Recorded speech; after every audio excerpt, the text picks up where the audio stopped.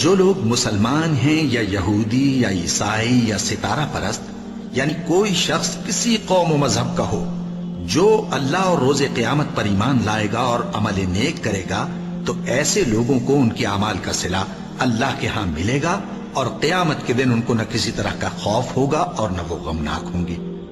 اور جب ہم نے تم سے عہد کر لیا اور کوہ طور کو تم پر اٹھا کھڑا کیا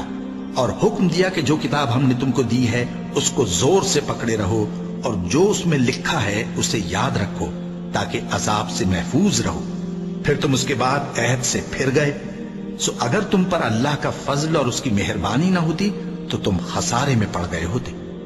اور تم ان لوگوں کو خوب جانتے ہو جو تم میں سے ہفتے کے دن مچھلی کا شکار کرنے میں حد سے تجاوز کر گئے تھے، تو ہم نے ان سے کہا کہ ذلیل و خوار بندر ہو جاؤ،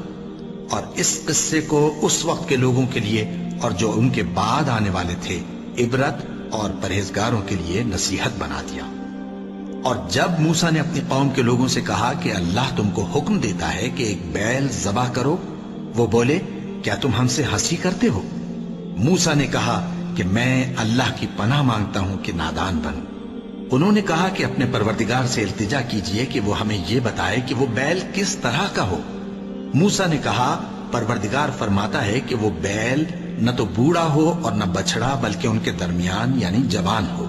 سو جیسا تم کو حکم دیا گیا ہے ویسا کرو۔ انہوں نے کہا اپنے پروردگار سے درخواست کیجئے کہ ہم کو یہ بھی بتا دے کہ اس کا رنگ کیسا ہو۔ موسیٰ نے کہا پروردگار فرماتا ہے کہ اس کا رنگ گہرا زرد ہو کہ دیکھنے والوں کے دل کو خوش کر دیتا ہو۔ انہوں نے کہا اب کے پروردگار سے پھر درخواست کیجئے کہ ہم کو بتا دے کہ وہ اور کس کس طرح کا ہو،